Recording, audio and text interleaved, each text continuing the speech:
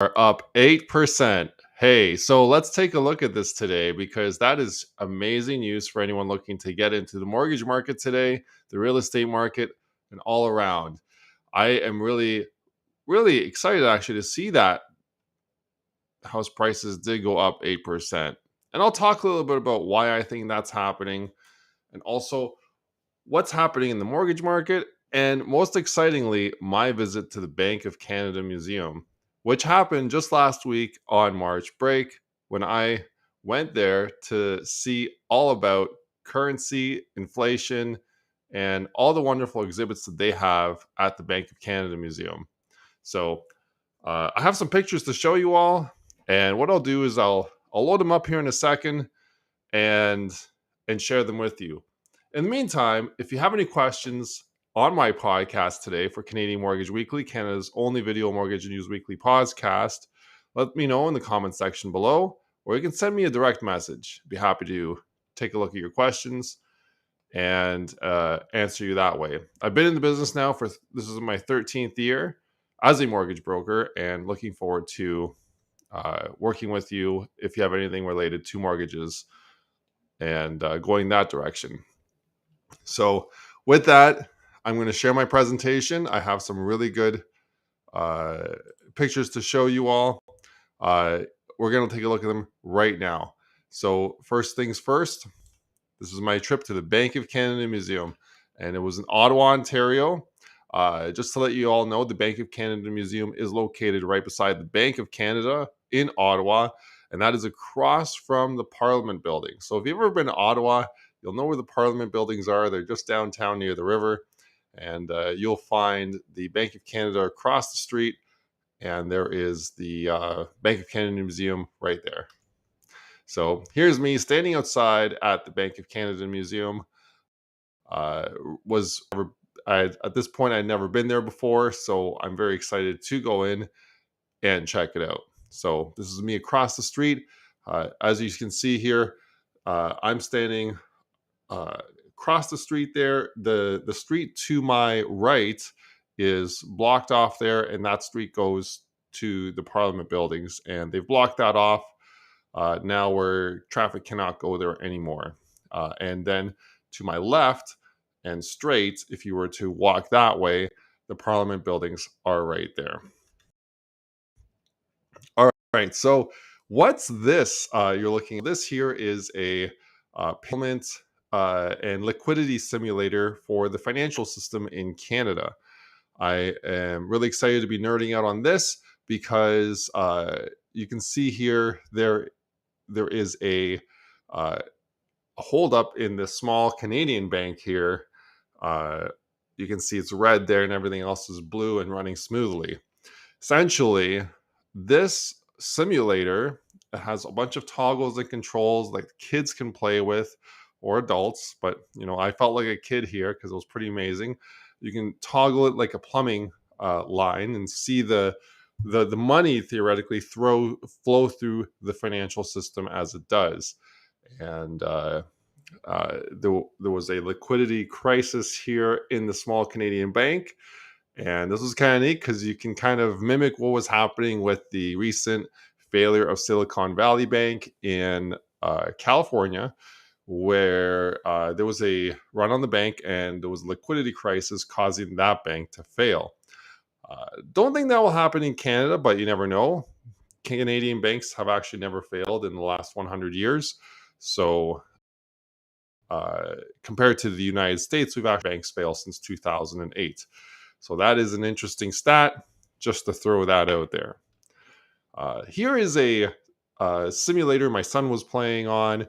It's a inflation target space invader type game. So you're flying through the space and you're supposed to hit the 2% targets. And with those targets, you can see you get a score. And on the left screen, it shows you the amount of variance you have. And on the right screen, which you can't see, it has some additional information with scores. But in the middle, you're actually controlling your ship. It's almost like the Bank of Canada controlling the Canadian economy. and trying to hit that 2% target. I was really impressed here because as we left the Bank of Canada Museum, I asked my son, so what is inflation supposed to be at? He's like, Dad, it's supposed to be at 2%. Still remembers that to this day because he was supposed to hit that 2% mark. He loved this game. Really recommend it. He played it a bunch of times. So there was a bunch of kids playing this game as well. Here's another view of that game. The information instruction screen, you can see here, just like the Bank of Canada aims to keep inflation low and stable and predictable at a 2% rate. So they want you to control that rocket ship so you can hit that 2% target. Okay, so what is this here? This is actually an inflation simulator. This was really neat because you can actually roll the wheels either way as to where prices come from and demand and supply and the overall effect on pricing that way. So you can see here, the left side was a supply wheel and the right side was a demand wheel, which you can't see. But as you actually roll the supply wheel to the right, it increases supply. And as you roll it to the left, it actually decreases supply. And if you roll the demand wheel to the right, it increases demand. And if you roll the demand wheel to the left, it decreases demand. I and the kids had a lot of fun with this simulator as well. And in the middle there, it shows prices go down, prices go up. So right now, as we all know in Canada, we've had an increasing inflationary environment. Simulator would say that that is a cause because there's been too little supply and too much demand. And that kind of makes sense. We had a lot of businesses were closed over the pandemic. And a lot of people were able to save a lot of money during the pandemic. And because of that, we saw a lot of increased demand and decreased supply. All right, so definitely recommend this simulator for your kids as well. Here's a picture of the average amount of newcomers that come to Canada each year. And actually over 200,000 people each year, quite substantial. And as you can see here, that would indicate that, each year we have about, what's 227,000 these days? That's bigger than the city of Barrie. I know that. That's bigger than the city of Brantford. Maybe the city of Windsor. So we have about the city of Windsor coming into Canada every year. It's a lot of people. It's a lot of people to be bringing into Canada. So what is that going to have as an impact on the Canadian economy? Well, it's going to create additional demand for housing, obviously, because as those people are coming in, they need a place to live. So they usually start renting, pushing rent prices up higher. And as rentals become less available, those renters try to buy homes, causing home prices to go up. Well, we've seen home prices drop lately. So how does that work? Well, rent prices have been going up because people now cannot buy and cannot find a place if they were to buy a place because they can't qualify, don't have enough cash. So rental prices have been going up quite considerably. All right, so what else do I have here? I have a picture of, well, that's actually it. I have a picture of currency I made at the Bank of Canada Museum, but I don't have it here. So I'll have to try to show it to you on my next episode. But for now, here is a update on the current average monthly mortgage payment. So on a $500,000 home, you're looking at $2,679 monthly. On a refinance, max refinance on a $900,000 home, you're looking at $3,950. So that's based on current rates. If you need any more information, you can reach out to me about that. Here is the 5-year Canada bond yield. We did see it increase here between the beginning of February and the beginning of March. But since then, what's happened? The Silicon Valley Bank collapse and a further 4 banking collapses following across the world. That's pushed bond yields lower. As you can see here, I pointed it out by this big red arrow, and you can see here that could go lower even still, 2.75% from a high at around 3.65%. So that's almost a 1% drop.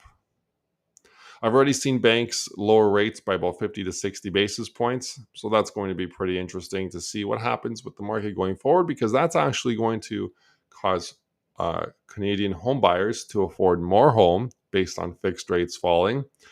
And with fixed rates falling and affording more home, makes those buyers be able to afford to pay a higher price.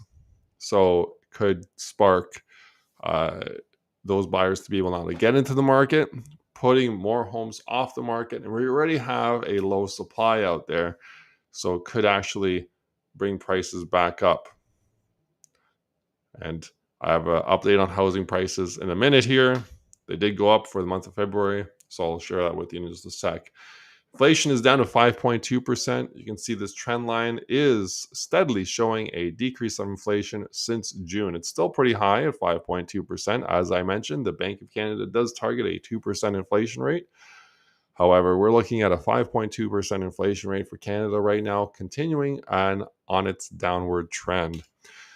On the United States side, we have an inflation rate of 6%, continuing its downward trend. Well, this is very nice to see, and hoping that we see this trend continue going forward for American inflation. CDOR rates showing that it's actually been flatlining since about the middle of December.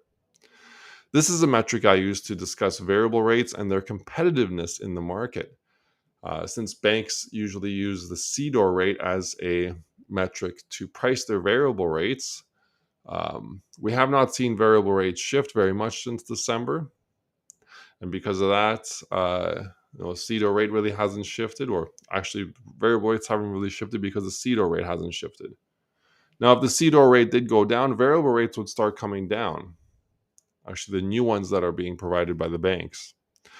Prime rates, different. Prime rate regulates the discounts, the effective discount that you have on your final mortgage rate and your payment on your mortgage rate if you have a variable rate. So that's an interesting metric to see. Hasn't really flatlined in a while. We saw a steady increase. So if it continues to flatline, we may see no change in variable going forward. Jobs report came out in February with a 0.1% increase. A smaller increase than in January, but still a very small, modest increase. We'll see what happens in March. Increases have been becoming smaller and smaller. Prime rate in Canada, as you see, we had a big trend down since 1980 with the prime rate, but since 2022, we've seen prime rates spike. Hasn't spiked much, I don't know, since the 1980s, maybe the mid 1990s. You can see their prime rate spiking around this area quite considerably. I mean, we did see a spike in 2008, but not that much, not this much. This is a huge increase.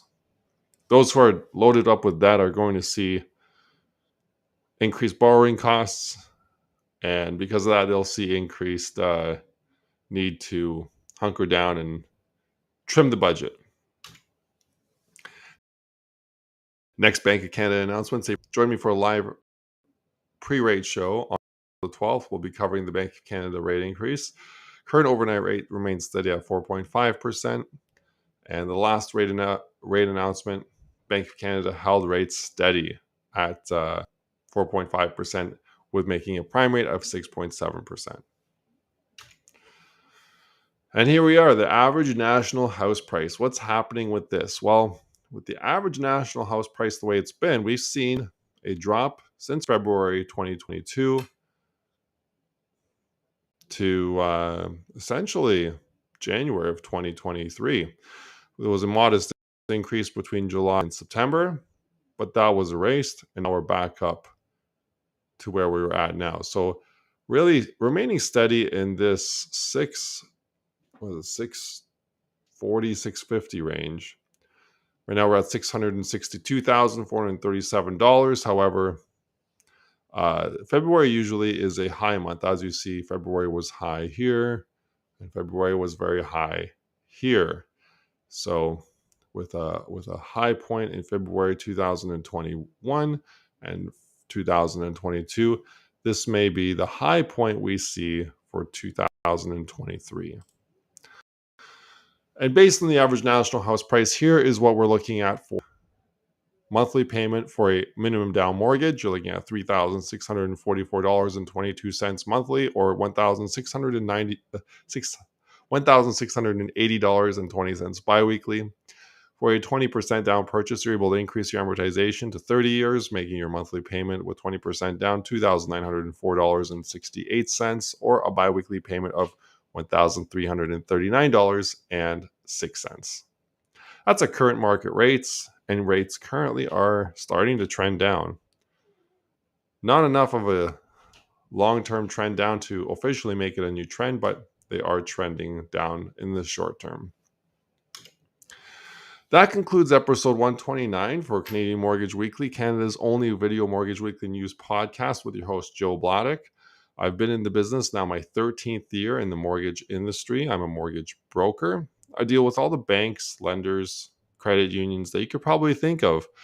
I deal with AAA lending, as well as B lending, alternative lending, and private lending. Whatever your lending need may be, I can give you some advice and possibly give you some money.